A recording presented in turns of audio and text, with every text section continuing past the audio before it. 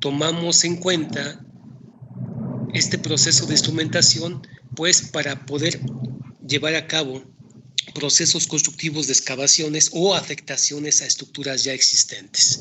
En este caso, el problema que les mando, que les hago llegar, es un problema que tiene que ver con afectaciones a una obra ya existente. Déjense los comparto.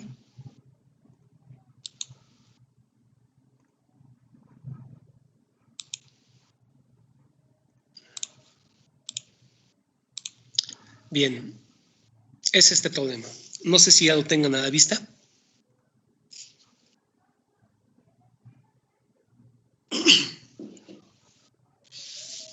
Ya, ingeniero, aquí ya está. ¿Ya lo tienen a la vista? Ok. Bien, jóvenes, pues vamos a empezar entonces. El problema textualmente dice lo siguiente. Lo voy a leer para tener el antecedente de lo que es el problema y ya después vamos platicando de la resolución de este, bajo los conceptos que tiene que ver con la forma en que se disipa la presión de poro y cómo la presión de poro pues genera afectaciones en la estructura interna de un suelo que se ven visiblemente en un cierto rango de deformaciones en este. Bien, el problema dice lo siguiente. En el proyecto de la construcción de un patio de maniobra de carga y descarga de contenedores, en el cual se cuenta con la estructura de una vía férrea ya existente, se ha construido una nave de almacenamiento aledaña a la vía, según se indica en la figura. Me estoy refiriendo a esta figura. A una distancia de 8 metros de su eje de la vía, se está construyendo esta nave y dice que bajo la estructura de la vía se tiene un depósito de arcilla de alta compresibilidad, como se muestra en el perfil estratigráfico de la figura, en donde también se indican las propiedades geotécnicas de dicho depósito. Entonces me estoy refiriendo a lo siguiente. Entonces me dicen que en un sitio donde vamos a tener un patio de maniobra de carga y descarga de contenedores, se va a construir una nave de almacenamiento. Aquí específicamente, pues viene esquematizada la carga tributaria correspondiente a la nave que se va a construir o que se ha construido. Y a una distancia del paño de la nave se tiene el eje de la vía ya existente. Bajo la información del suelo o del subsuelo en el sitio, se conocen las condiciones estratigráficas del subsuelo. Dentro de estas condiciones estratigráficas se tiene que la vía se desplanta sobre una secuencia de depósitos, entre los cuales uno de ellos es una arcilla de alta compresibilidad, que obvio va a tener cierto efecto de afectación como consecuencia de las cargas impuestas por la estructura de la nave que se ha proyectado. Bien, me dice que para establecer la afectación que se va a generar sobre la estructura de la vía por la carga impuesta a través de la nave, se instaló un piezómetro, una estación piezométrica, lo cual se indica aquí esquemáticamente con este dibujo como si fuese un vaso comunicante, en el cual la punta del piezómetro, según esto, quedó instalado al centro del espesor deformable. Y a partir de las mediciones hechas en el aforo de los niveles del agua dentro del tubo conductor del piezómetro, se obtuvo la siguiente información. Entonces, me dice que en primera instancia, una vez que se instaló el piezómetro y que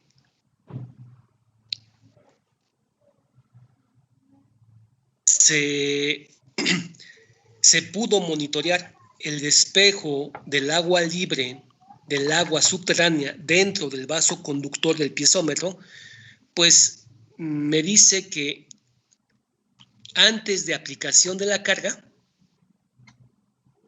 a través de la nave, el nivel superficial del agua dentro del piezómetro coincidía con el nivel freático del subsuelo. Bien, jóvenes. Después me dice que una vez que se aplicó la carga a través de la nave correspondiente, el nivel superficial del agua en el piezómetro se posicionó a una distancia o a una altura de 1.20 metros con respecto al terreno natural. Es decir, el aforo o el banco de referencia para tomar en cuenta las condiciones de la presión de poro con base a la carga aplicada, pues están referenciadas al terreno natural del sitio. Me dicen que aplicando la carga, ¿sí?, a través de la nave que se ha construido, pues el piezómetro instalado tuvo una ascensión en su espejo libre del agua, el cual se posicionó a 1.20 metros con respecto al terreno natural. Y dicen que se llevó a cabo el aforo de la columna piezométrica dentro del vaso conductor del piezómetro y que en un tiempo de 3 meses este nivel descendió hasta posicionarse 2.30 metros con respecto al terreno natural. Con base a esta información, ¿sí?, nos piden que saquemos una curva que defina cómo se va a asentar o qué tanto se va a asentar la vía como consecuencia de la afectación de la carga impuesta y que estamos monitoreando a través de las columnas piezométricas de la estación piezométrica instalada, sobre todo en el depósito compresible, que es el que va a sufrir el efecto de la consolidación inducida a través de la carga impuesta a través de la nave de proyecto. Bueno, pues eso es lo que me piden, en resumen, ¿sí? ¿Hasta aquí alguna duda? No, Inge. No, ninguna. Bien, jóvenes. Bueno. Pues entonces, el problemita es algo muy sencillo, en el cual podemos aplicar el concepto de lo que llamamos piezometría en el control del estado de servicio de una obra existente bajo la carga impuesta de una obra nueva. Bueno, en este caso, de acuerdo a la información que nosotros tenemos y que se presenta en este dibujo, es que las condiciones del subsuelo en el sitio donde se está llevando a cabo la obra, pues está constituida básicamente por un primer estrato de arena limosa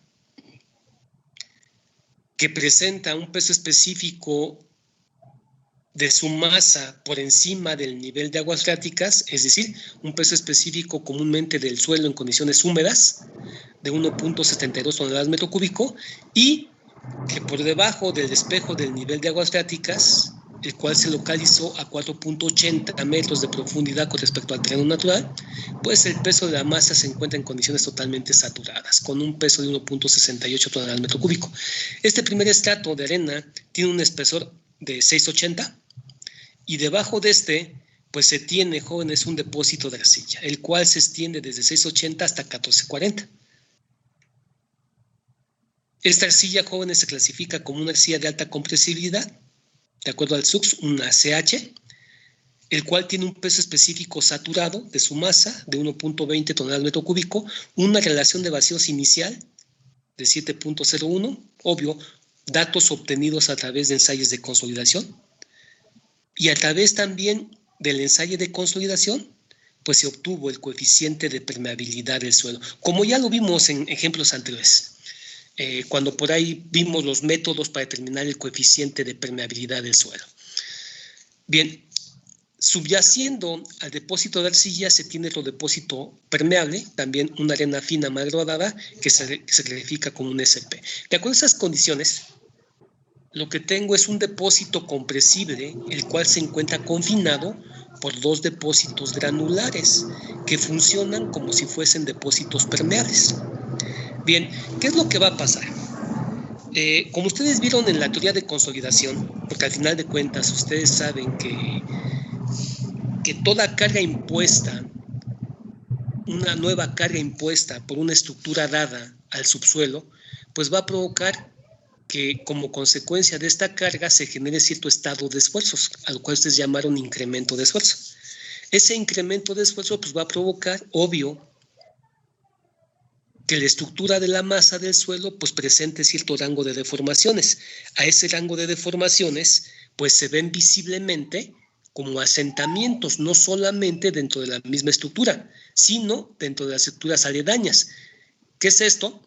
Que las cargas impuestas por las nuevas estructuras no solamente afectan el estado de esfuerzos por debajo a la aplicación de las cargas, sino que tienen incidencia en los suelos aledaños a la imposición de la carga, donde, pues en este caso ya tenemos la estructura de la vía desplantada. Bien, el problema plantea que esta carga va a provocar cierto estado de esfuerzos en todos los suelos, pero específicamente en el medio compresible. Como consecuencia de esta carga y de ese estado de esfuerzos, este medio compresible va a sufrir cierto rango de deformaciones como resultado del proceso de consolidación. Ese proceso de consolidación está directamente asociada a la energía del agua. ¿Por qué razón? Porque ustedes saben, jóvenes, como lo vieron en Mecánica de Suelos 2, que toda carga impuesta en un suelo genera un incremento de esfuerzo en su estado de esfuerzos de reposo inicial. Ese estado de incrementos de esfuerzos verticales recae inicialmente en la fase líquida del suelo, provocando así un exceso de presión de poro. Es para eso que instalamos el piezómetro, para tener un control de cómo fue ese exceso de presión de poro y cómo con el tiempo ese exceso se va disipando. Con las mediciones del piezómetro, y son los datos que me están dando aquí, pues nosotros podemos establecer de qué rango es la energía generada internamente en el agua dentro de los espacios vacíos del suelo como resultado de la carga inferida a través de la nave. No solamente sabemos cuánto vale esa energía, a la cual llamamos exceso de presión de poro, sino que también a través de la información obtenida de los piezómetros sabemos cómo se está disipando y cómo se está llevando a cabo el proceso de consolidación de este suelo. Todo proceso de disipación de la presión de poro genera un aumento de esfuerzo efectivo en el suelo y a eso lo llamamos consolidación. Ustedes saben que todo proceso que provoque que los esfuerzos efectivos del suelo se incrementen, eso técnicamente lo llamamos consolidación. Una vez que el suelo experimente ese proceso de consolidación, su estructura va a presentar cierto rango de deformaciones. A ese rango de deformaciones visibles como afectación en una estructura lo llamamos asentamiento. Por lo tanto, pues podemos sacar una curva de asentamiento contra el tiempo de consolidación y podemos establecer qué tanto estas cargas impuestas por la nueva estructura de la nave van a afectar a la estructura de la vía. ¿Alguna duda?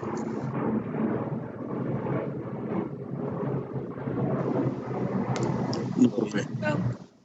Entonces, el problema es algo muy sencillo. Tiene que ver, jóvenes, no solamente con las condiciones hidráulicas del subsuelo, que pueden ser controladas o monitoreadas con una estación piezométrica, sino que tiene que ver con un concepto común que llamamos consolidación, que ustedes ya conocen. ¿Sí? Conociendo ambos conceptos, es decir, conociendo el concepto de piezometría y conociendo el concepto de consolidación, pues entonces puedo establecer el rango de deformaciones asociadas al estado de esfuerzos por las cargas impuestas y con ello puedo establecer la afectación a una estructura aledaña. Bien, jóvenes, pues entonces el problema, ya en resumen, dice lo siguiente, que cuando se aplicó la carga, que no sé qué carga sea. Lo único que sabemos es que se aplicó una carga nueva sobre el suelo y esta carga generó cierto estado de esfuerzos. Y específicamente al centro del medio compresible que se localiza por debajo de la estructura de la vía, donde quedó instalada la punta del piezómetro, exactamente allí, esta carga produjo que el nivel de la carga de presión, lo que llamamos presión neutra, ascendiera y se posicionara 1.20 por debajo del terreno natural. Con eso podemos establecer cuánto vale la magnitud del incremento de esfuerzo que está provocando esta carga dentro del medio compresible, exactamente debajo de la vía. ¿Por qué razón? Pues porque allí es donde colocamos el piezómetro. Y porque también el concepto dice que toda carga aplicada en un suelo genera un incremento de esfuerzo que recae inicialmente en la fase líquida, provocando un exceso de presión de poro igual al incremento de esfuerzo generado. De esta manera, pues simplemente con el control de los niveles del piezómetro puedo establecer cuánto vale el incremento de esfuerzo que está produciendo esta carga, independientemente que no conozca la magnitud de la carga. De los resultados obtenidos o del aforo del piezómetro, me dice lo siguiente, que la lectura del piezómetro antes de aplicar la carga está a 4.80 metros con respecto al terreno natural. Es decir, que esa lectura coincidió con el espejo libre del agua correspondiente al nivel de aguas freáticas. Son los datos que me dan. Es decir, se instaló el piezómetro antes de colocar la carga, es decir, antes de construir la nave, el piezómetro ya estaba monitoreándose. De tal manera que antes de aplicar la carga, de las lecturas del piezómetro, se me informó que el nivel del agua en el interior del piezómetro coincidió con el nivel freático del subsuelo. Esto me está diciendo que la columna hidráulica que tenemos aquí con respecto al terreno natural lo localizamos a 480. Bien, después me dicen que aplicamos la carga y que cuando se aplicó la carga por la estructura nueva, este nivel ascendió, posicionándose 1.20 debajo del terreno natural. De esa manera, pues entonces yo conozco la carga de presión que tenemos con respecto a la parte media del depósito compresible, porque ese es el punto de referencia que tengo en donde instalé la punta del piezómetro. Bueno, y también me dicen que después de haber aplicado la carga y en un tiempo de 3 meses, creo que es así, ¿sí? Lectura del piezómetro después de haber transcurrido 3 meses, este nivel del agua que se posicionó inicialmente a 1.20 de profundidad con respecto al terreno natural, pues empezó a descender como consecuencia de la disipación de la energía del suelo. Y que en un tiempo de 3 meses, pues esto se posicionó a 2.30 metros de profundidad con respecto al terreno natural. Pues entonces, jóvenes, esto simplemente me lleva a lo siguiente, ¿sí? Bien, aunque viene explicado en estos párrafos, y imagino que ustedes ya lo checaron, pues lo vamos a explicar muy rápido, porque al final de cuentas el concepto es algo muy simple. El concepto me dice lo siguiente,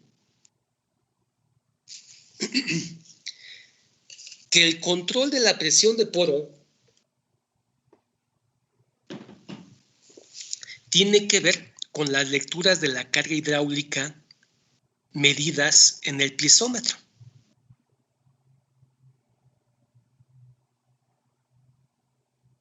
Por lo tanto, me dicen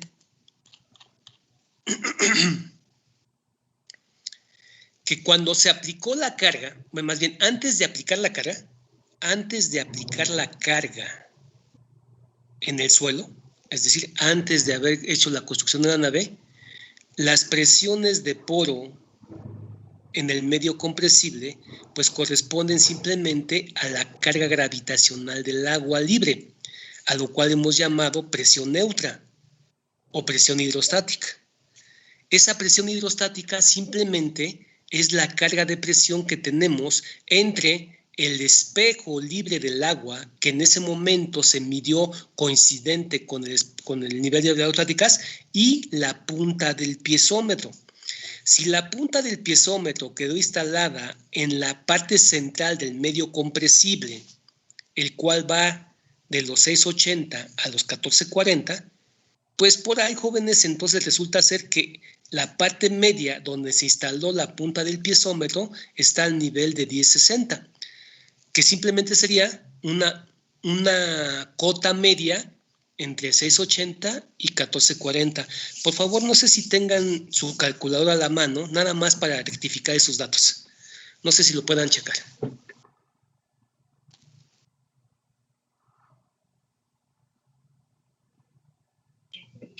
Sí, perfecto.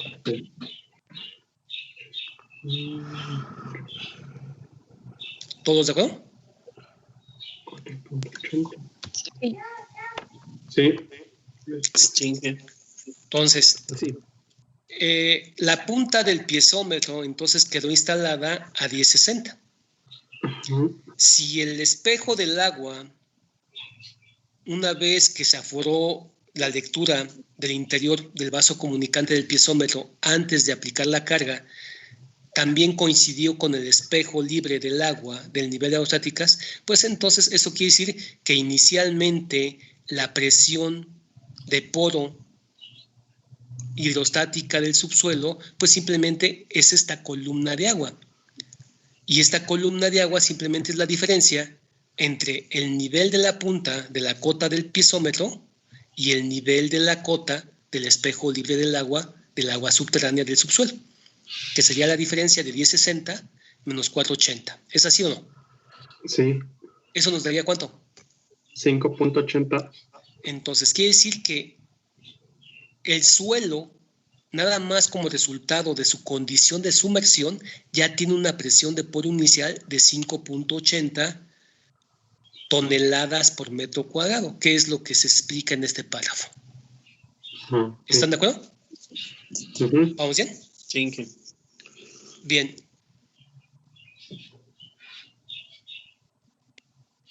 Después de eso, se dice que se aplicó la carga y que al aplicar la carga, el nivel del piezómetro, del agua libre del piezómetro, ascendió, posicionándose 1.20 por debajo del terreno natural.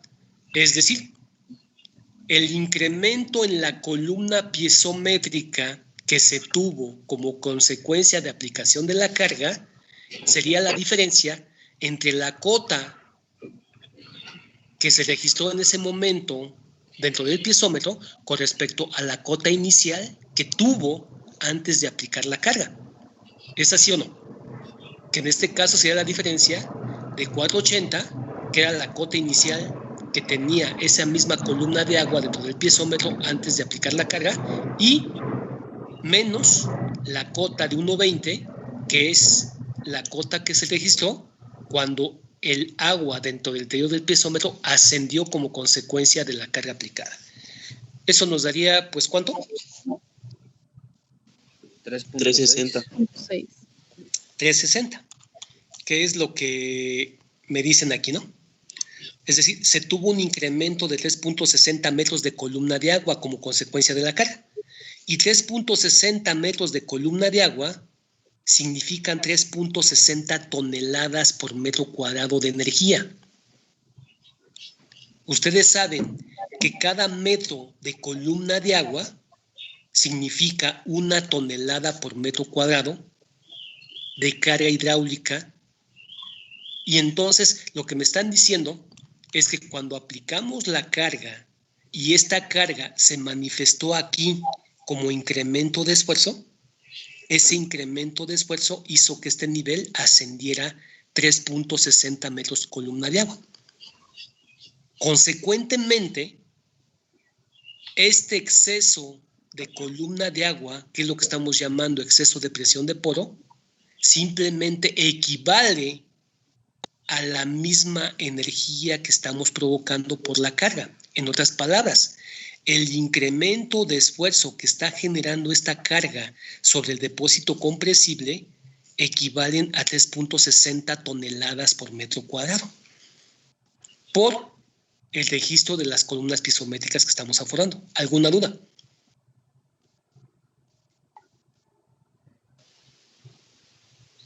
Ya todo bien. No. Bueno, pues eso es lo que se explica en este segundo párrafo. ¿Vamos bien? Sí. Bueno, Sí. después me dicen que ya con la carga impuesta, esta columna de agua que en un inicio se posicionó a 1,20 metros de profundidad con respecto al terreno natural, después de 3 meses, este nivel descendió. Y exactamente a los 3 meses se tomó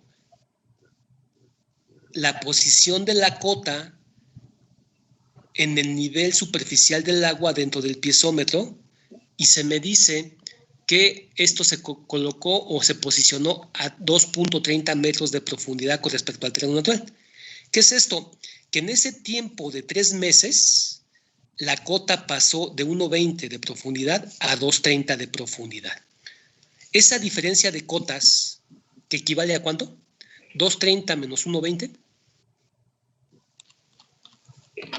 2.30 menos 1.20. 1.10. No, 1.10.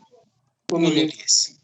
Entonces, en esos 3 meses se tuvo una variación en la columna del agua dentro del piezómetro de 1.10 metros columna de agua.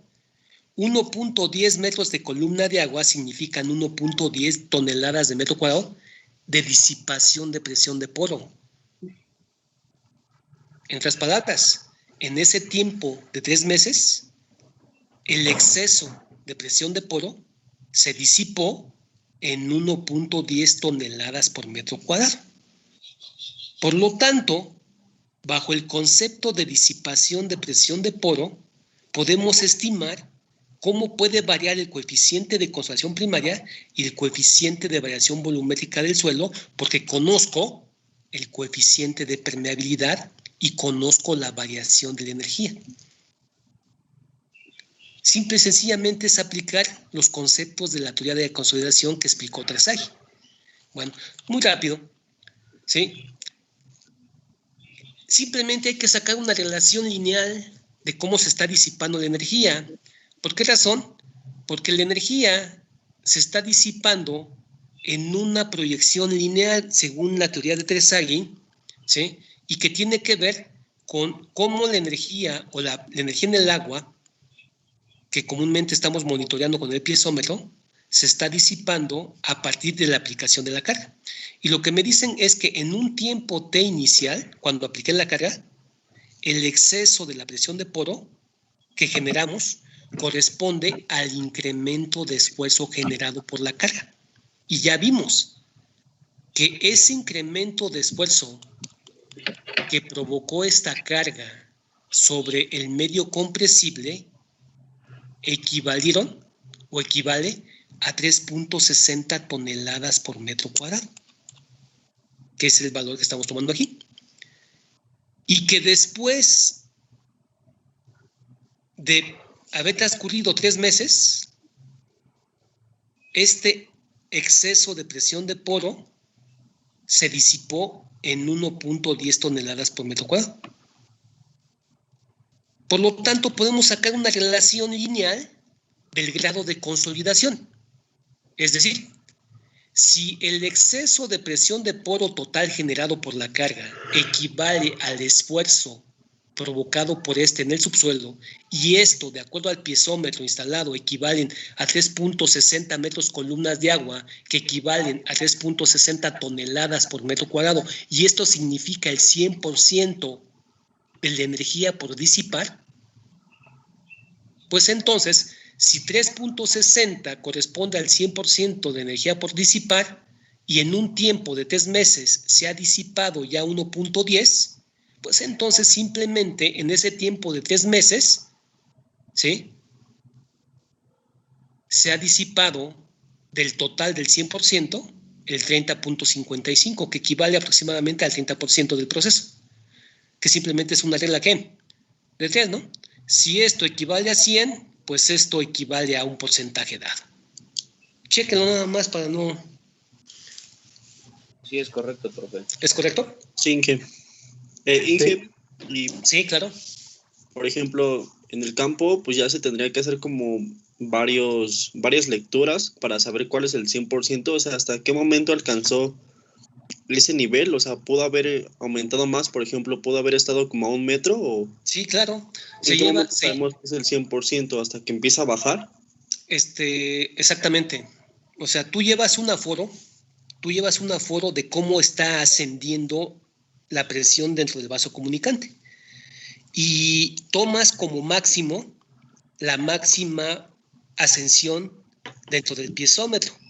A partir de ese nivel, eso es el esfuerzo máximo que estás generando en el subsuelo. Y a partir de ese nivel, entonces ya, en lugar de seguir ascendiendo el espejo del agua dentro del piezómetro, va a empezar a descender. Bien. ¿Estás bien, hijo? ¿De acuerdo? Sí, entonces, por ejemplo, hay que andar como tomando lecturas cada hora, cada día. Comúnmente se toman lecturas cada día. Ok, gracias. Dependiendo del suelo, claro está. Ustedes saben que en un suelo fino, arcilloso, el flujo del agua es sumamente lento. Y claro, al ser muy lento el flujo del agua, pues también la disipación y la concentración de energía también es sumamente lenta.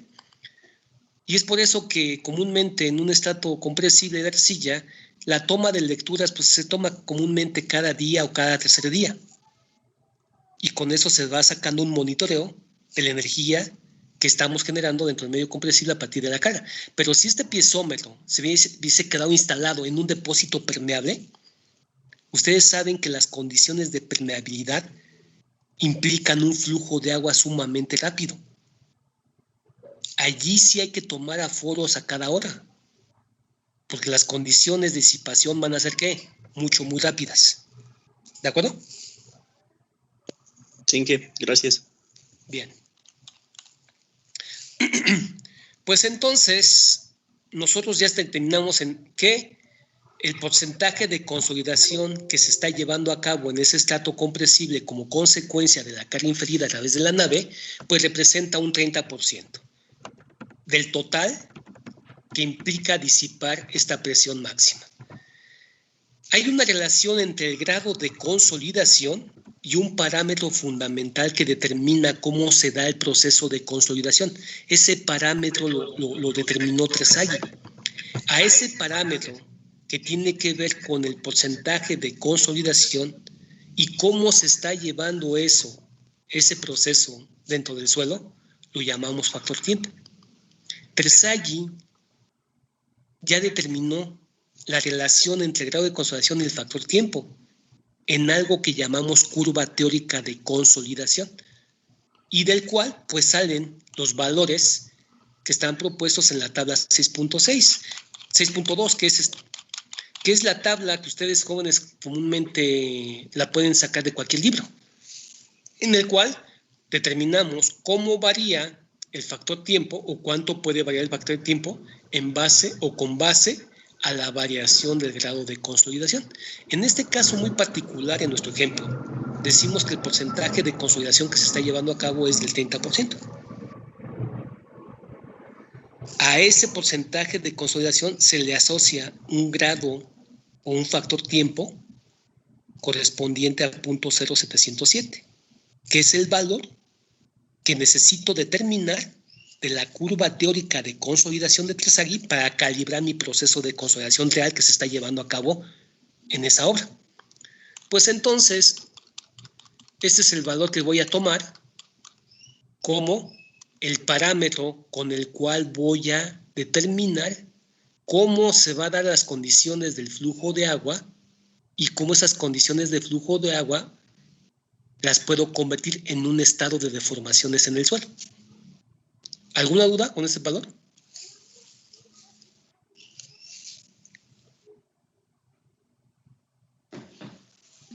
No, Inge. No, profe. No. Bueno, a su vez ustedes saben que el factor tiempo no solamente es un valor ya estipulado al grado de consolidación.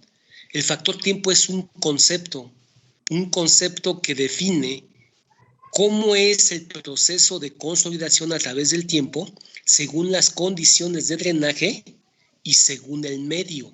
Este parámetro que llamamos coeficiente de consolidación es el parámetro que determina qué tan deformable es el suelo como resultado de su permeabilidad. Hay una relación directa entre este parámetro y el coeficiente de permeabilidad del suelo.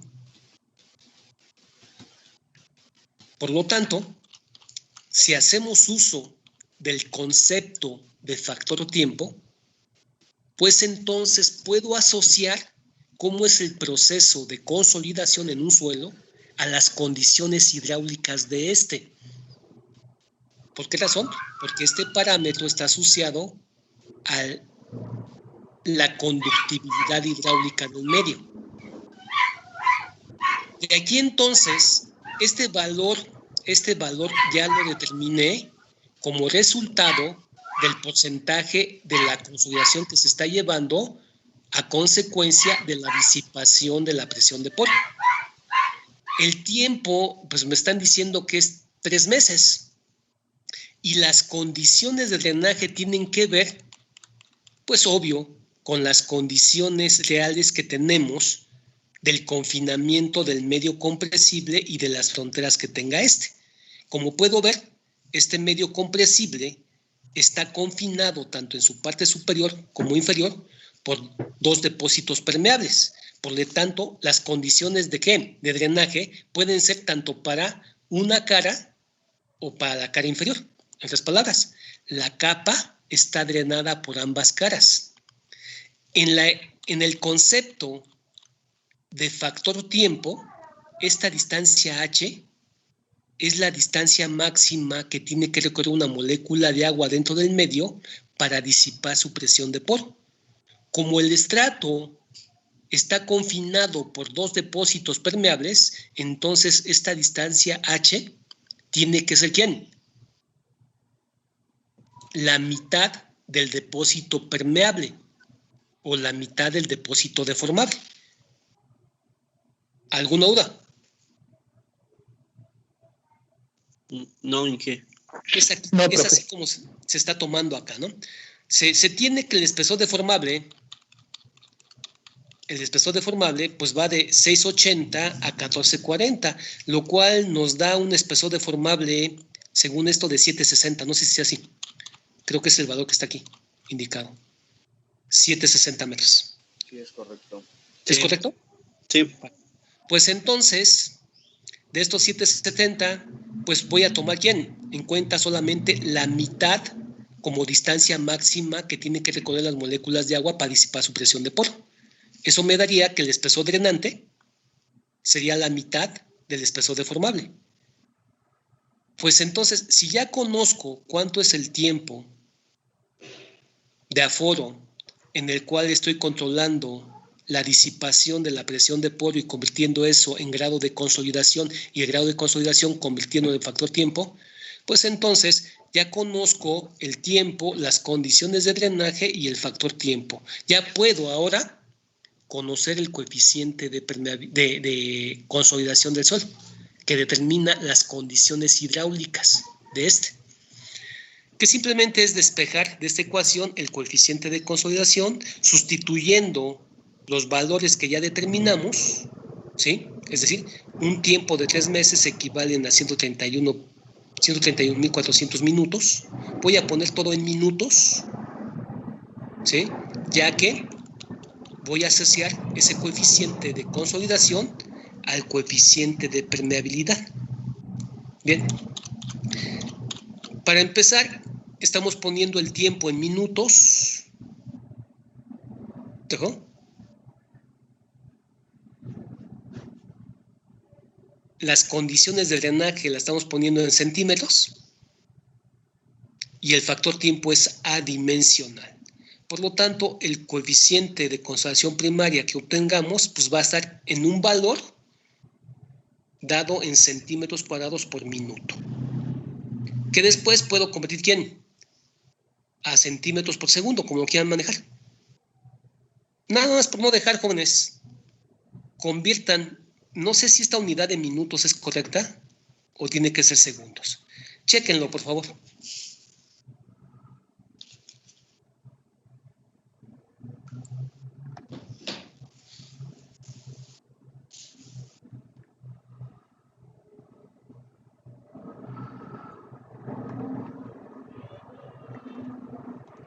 Sí, son minutos, ingeniero. ¿Sí está correcto entonces? Sí. Sí.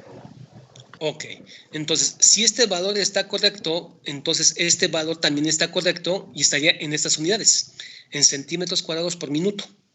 Convirtiendo esto a segundos, pues me daría este valor. No sé si eso sea correcto. Chéquenlo nada más para no dejar. Sí, sí, está bien. ¿Está bien? Sí. Ok. Bien. Por otro lado, sabemos que hay una relación directa entre las condiciones hidráulicas del medio, el parámetro que define la disipación de la energía y la respuesta a esfuerzo de formación. A este parámetro que relaciona las condiciones hidráulicas al estado de la respuesta a esfuerzo de formación, pues también lo llamamos coeficiente de consolidación primaria. Es decir, el coeficiente de consolidación primaria no solamente es igual a esto como concepto, es igual a esto como concepto. De aquí entonces ya puedo yo definir bajo las condiciones hidráulicas y bajo el parámetro que determina la disipación de la energía, cómo es la respuesta a esfuerzo de formación del material. Parámetro que hemos llamado módulo de variación volumétrica. De aquí despejando el módulo de variación volumétrica, pues este simplemente se puede determinar bajo las condiciones hidráulicas, las cuales conocemos y se supone que salieron de un ensayo de consolidación.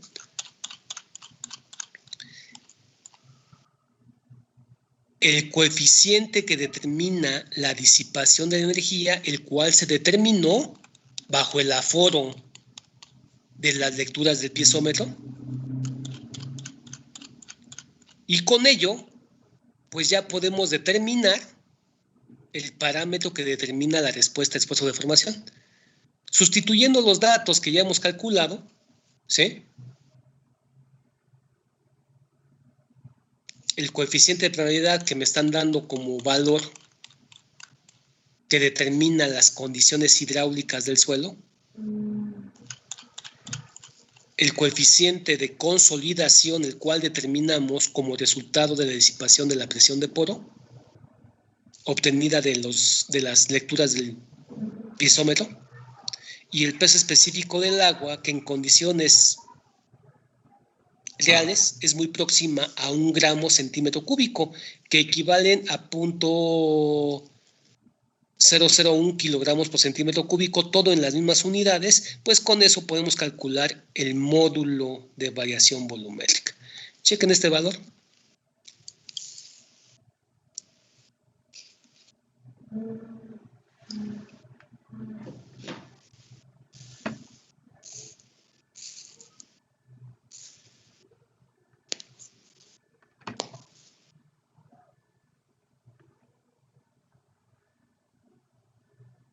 Da 0.09. 0.01. 0.909. O sea, ¿sí está correcto este valor? Sí, sí, sí está correcto. Ok, perfecto. Entonces, hasta ahorita, ¿alguna duda?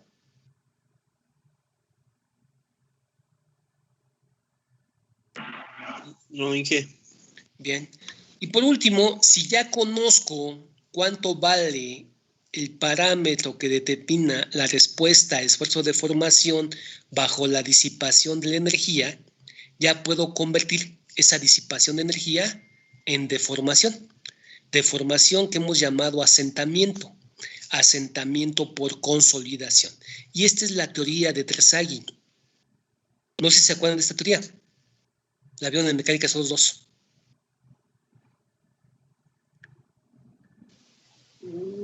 Sí, profe. Sí, profe. Entonces, ¿no hay dudas? No, profe. Bueno, pues una vez que ya sé cuánto vale el parámetro que determina la respuesta esfuerzo de formación del material, también ya sé cuánto vale la energía que se tiene que disipar y que está provocando la carga inducida, que ya vimos que equivalen a ¿cuánto? 3.6 toneladas por metro cuadrado, ¿no? 3.6 toneladas por metro cuadrado, que es el esfuerzo que se está generando como resultado de la carga aplicada y que fue aforado a través de las lecturas del piezómetro. Pues entonces, con base a esa información y sabiendo que el espesor deformable del estrato, ahora sí, esta H es el espesor deformable, sabiendo que el espesor deformable del estrato, pues es el espesor total del depósito compresible, que equivalen a 7.60 metros de espesor deformable, pues ya podemos calcular cuánto es el asentamiento esperado cuando se disipe totalmente la energía provocada por la carga. Que eso va a ser cuando nuevamente el piezómetro vuelve a estar en esta posición, en su posición hidrostática o neutra. Bueno, pues utilizando la ecuación de Terzaghi, ya podemos calcular cuánto vale las deformaciones generadas como resultado de la máxima disipación. Son los datos que obtuvimos, ¿sí? Y eso me daría que cuando se disipe completamente la energía provocada por la carga en el depósito compresible, nosotros esperamos que la deformación en el suelo equivalgan a 24.8 centímetros. Chequen eso, nada más por no dejar.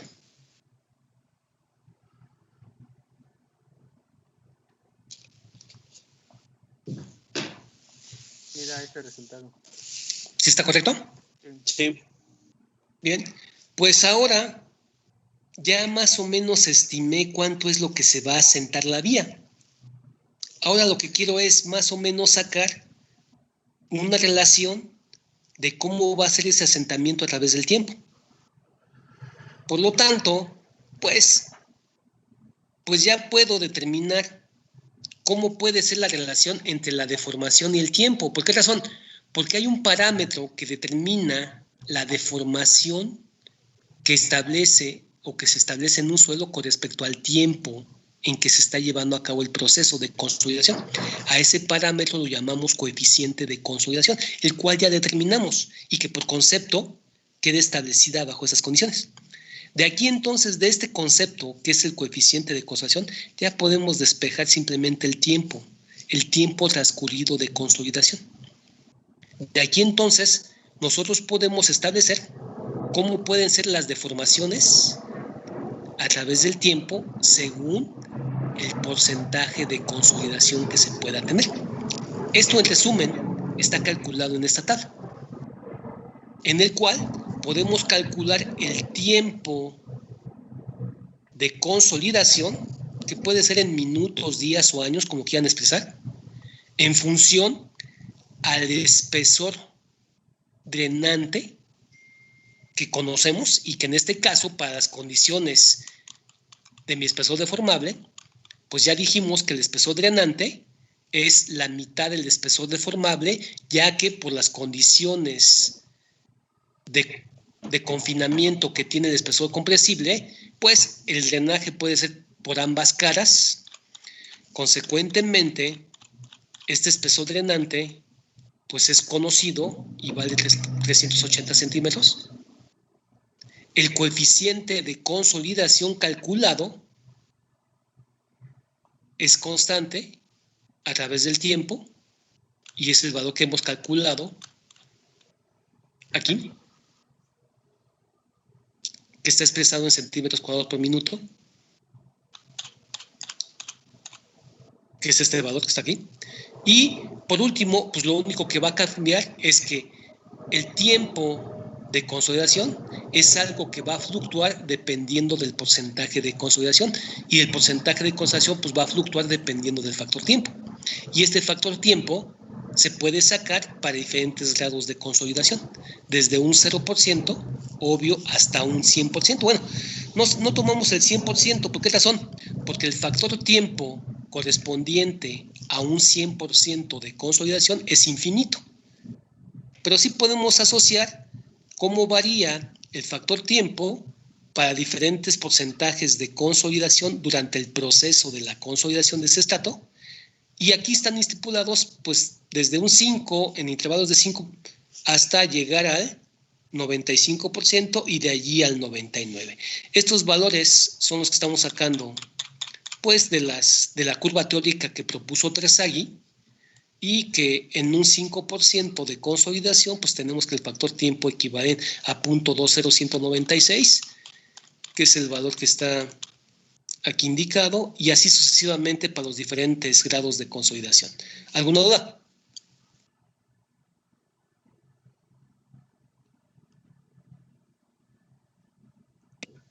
No, ninguna, ingeniero. Entonces, de esa manera, okay. De esa manera, pues podemos calcular los diferentes tiempos, o ya podemos estimar en qué tiempo se están dando esos procesos de consolidación, que son los valores que están aquí ya, en resumen, dado en minutos, en días y en años, como lo quieran manejar.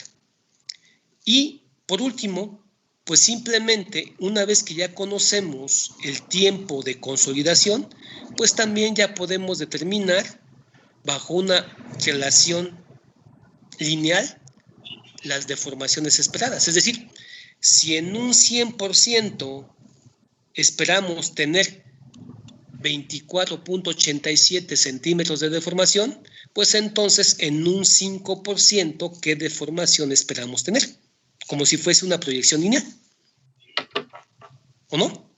Entonces, si 24.87 centímetros de deformación significan un 100% del proceso, pues entonces, ¿qué deformación tendríamos en un 5%, en un 10%, en un 15% y así sucesivamente? ¿Qué son las deformaciones que están aquí indicadas? ¿Alguna duda? Ninguna. No. Bien, jóvenes. Y ya con base en ello, ahora sí podemos sacar una curva que defina cómo va a ser la deformación inducida bajo la vía a través del tiempo. Esa curva pues está dada en esta curva, que más o menos se pueden ver, es algo muy similar a una curva de ¿qué? De consolidación. ¿O no? Sí. En el cual podemos sacar la relación del asentamiento generado en la afectación provocada en la vía a través del tiempo. ¿Qué es esto? Que comúnmente el asentamiento máximo esperado en una vía es de 2 pulgadas, que equivalen ¿a quién? A 5 centímetros. ¿Qué es esto? Que el asentamiento que estamos generando pues está muy por encima de esas 2 pulgadas, y que más o menos en un tiempo de, pues lo puedo ver aquí, más o menos 5 centímetros, 5 centímetros, se estarían dando más o menos en 40 días. Es decir, jóvenes, más o menos la carga impuesta en un lapso ya de 2 meses, ya va a generar problemas en la operación de esa vía.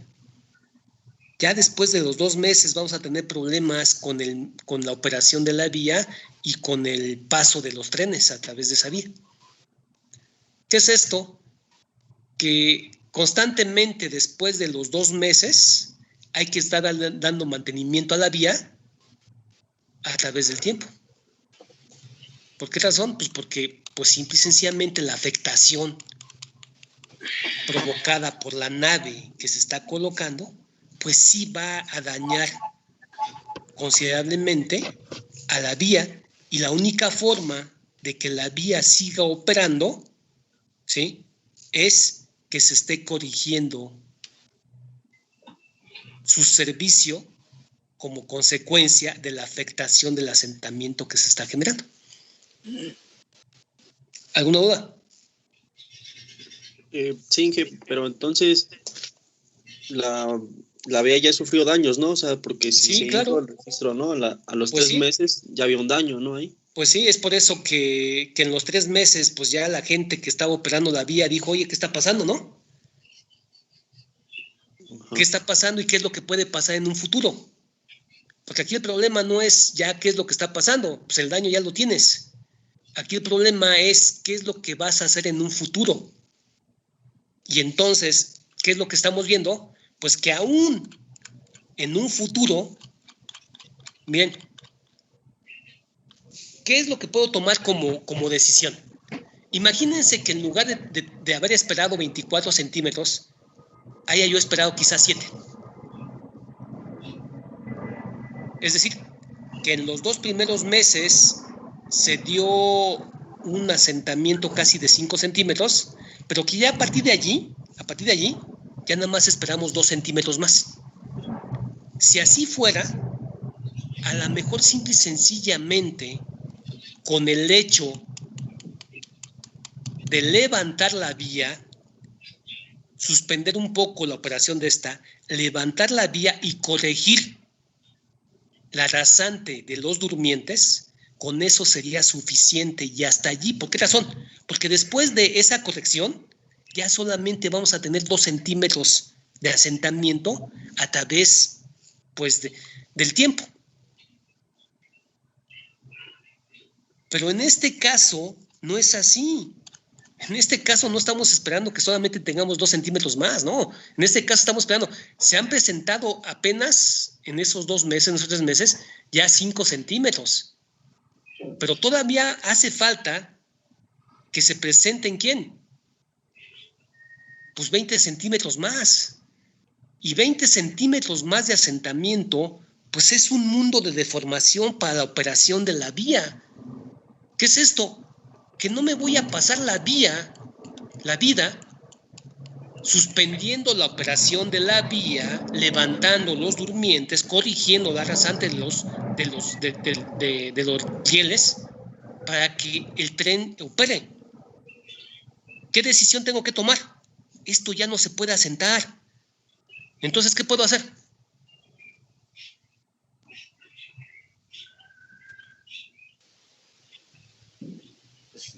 Una inyección para que Pues ya no se asiente. En ese momento, entonces, voy a modificar la rigidez y la compresibilidad del suelo. ¿Qué es lo más sencillo? Inyección. Rigidizar este medio compresible. Esto me está dando muchos problemas como consecuencia de esta carga. La carga no la voy a quitar. Forma parte de la operación de todo el patio. Pero sí puedo mejorar las condiciones de compresibilidad del suelo sin tener que estar suspendiendo la operación de la vía a cada rato. ¿Alguna duda?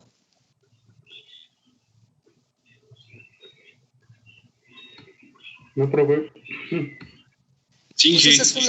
esas son las decisiones que... Perdón, no sé si alguien quiere preguntar algo. Sí.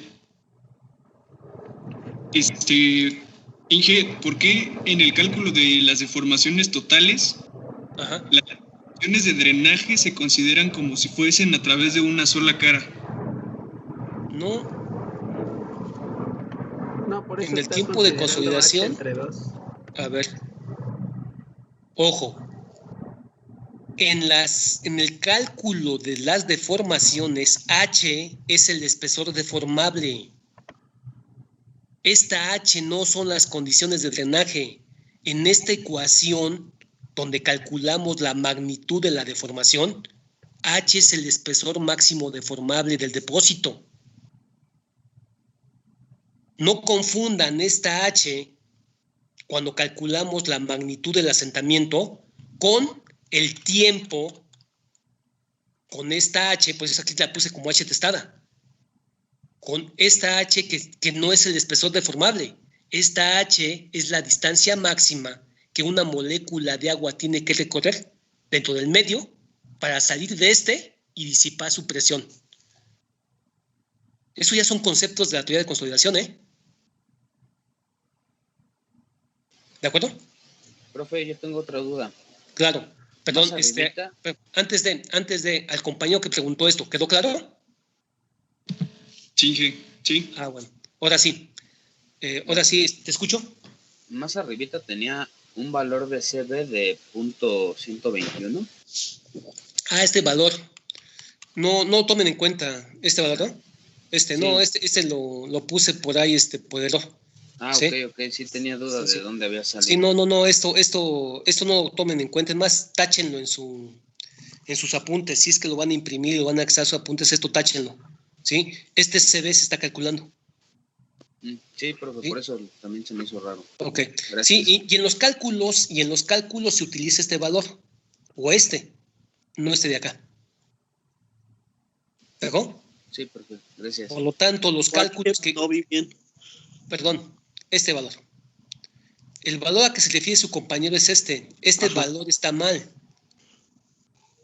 En más, les repito, o sea, no lo consideren. Táchenlo por ahí, bórrenlo en su apunte que vayan a sacar. ¿Por qué?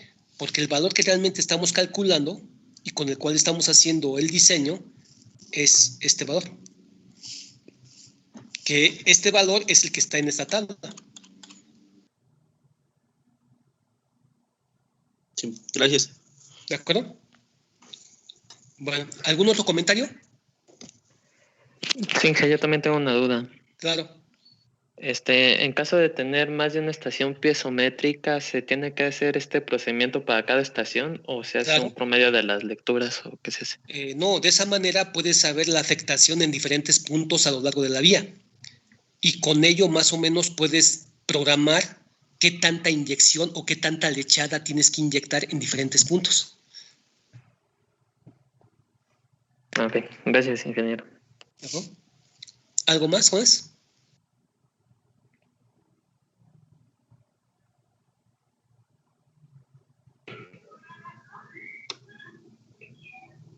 ¿Algún otro comentario?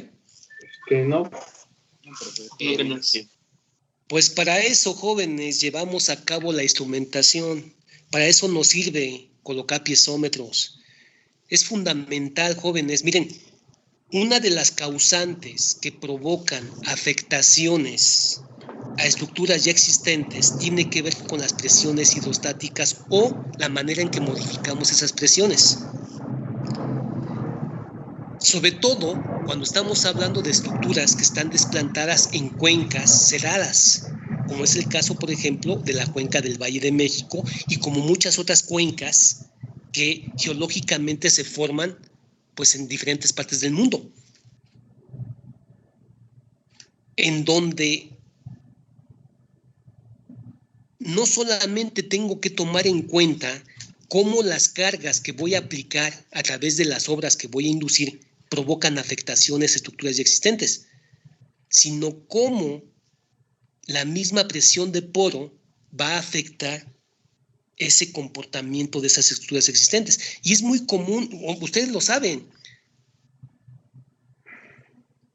la forma en que estamos disipando la presión de poro dentro de la cuenca en el Valle de México está provocando lo que llamamos hundimiento. Y ese hundimiento ya está provocando afectaciones muy serias en muchas estructuras. Y que se ve visible a través del tiempo y que pone en riesgo no solamente el funcionamiento de las obras, sino pone en riesgo la estabilidad de estas. Por ejemplo, si ustedes han circulado por la Avenida Central o han circulado, por ejemplo, por Congreso de la Unión, en donde viene la vía, bueno, vienen los pilastrones de la estructura de lo que es la vía del tren, no del tren, sino del metro. Y como en esa parte, sobre todo me estoy refiriendo, por ejemplo, a Congreso de la Unión, que es la línea 4, en donde la estructura de la vía es elevada, pues allí se puede ver, sobre todo en la rasante de la vía, de lo que es el pavimento de la vía vehicular que pasa o que corre por Congreso de la Unión, pues ustedes pueden ver el chipote que se da exactamente en las zonas donde tenemos los pilastrones o la cimentación de los apoyos. No sé si lo han notado. Sí, Inge. Sí, Inge. Pues eso no se debe a la carga impuesta por la estructura de la vía o del metro. Eso simplemente se debe a consecuencia de cómo estamos hundiendo la cuenca y cómo, como consecuencia de que estamos modificando las presiones de poro, pues eso ya se está manifestando en un mal servicio, no del tren, del metro, sino en un mal servicio de la rasante del camino vehicular, pues que viene sobre el arroyo de Congreso de la Unión. Ingeniero, una pregunta. Donde sí hay afectaciones es cuando el tren del metro tiene que llegar a la estación de Martín Carrera o a la estación se me olvidó la otra, en donde, si ustedes conocen la estación de Martín Carrera, pues la estación donde llega el metro, pues no es elevada, esta sí es superficial. Y como la cimentación de esta es diferente a la estación, a la estructura de toda la vía, pues allí sí se da la mala operación del tren. Llega el momento en que el estado de formaciones es tan grande que hay que suspender la operación del metro por un tiempo muy largo hasta que se pueda corregir la rasante de la vía del metro.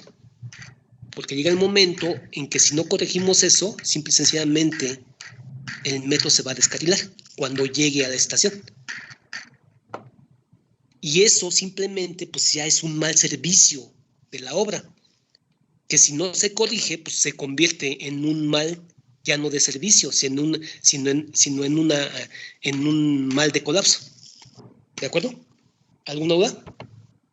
De acuerdo, Inge. Yo sí tengo la duda, ¿por qué ahí se presenta constantemente esa consolidación? O sea, porque yo pensaría, tal vez ya tiene bastantes años que se construyó la línea y ya, o sea, pues ya debería de haber acabado pues la consolidación, el proceso de consolidación, lo diríamos como tal, ¿no? El proceso de consolidación no se debe al peso de estructura de la vía. A decir verdad, eso simplemente me está manifestando que la estructura de la vía, que es elevada y que está apoyada en esos pilastrones, pues la cimentación de esos pilastrones es una cimentación profunda que trabaja a base de pilotes y los pilotes descansan en un depósito no deformable del subsuelo y que los depósitos superficiales que sí son deformables se están consolidando no por la carga de la vía, sino por la disipación de la presión de poro a consecuencia de que estamos sacando el agua de la cuenca. Ok. ¿De acuerdo? De acuerdo. Y como eso no lo controlamos y como no podemos evitar que el gobierno siga explotando los depósitos acuíferos, pues ese mal va a seguir existiendo. ¿De acuerdo? De acuerdo. Bueno, pues la única manera de llevar a cabo ese monitoreo y de poder corregir esas afectaciones, pues es instalando pisómetros, jóvenes, y monitoreando esas presiones internas en las presiones de poro del subsuelo. ¿De acuerdo?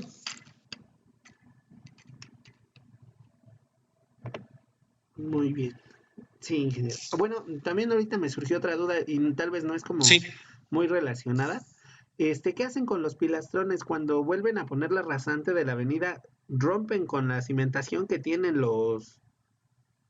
la que está generando esos chipotes, ¿no? En el pavimento. Tendríamos que romper esos elementos estructurales si es que queremos rehabilitar la vía vehicular. Y eso cuando afectamos estructuralmente la cimentación, pues ya ni modo. ese carril deja de funcionar. Y es lo que está pasando con la avenida central. Si ustedes van por la avenida central, no estoy hablando de la vía del tren, estoy hablando de los puentes que cruzan la avenida central y que tienen ese tipo de cimentación y que están pasando por ese mismo proceso. Llega un momento dado en la avenida central que de los 3 carriles, uno de ellos ya no opera. Y no se puede corregir eso porque es dañar la estructura de la cimentación.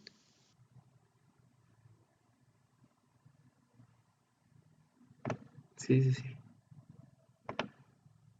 Pues de ese rango son las afectaciones que generamos, ¿sí?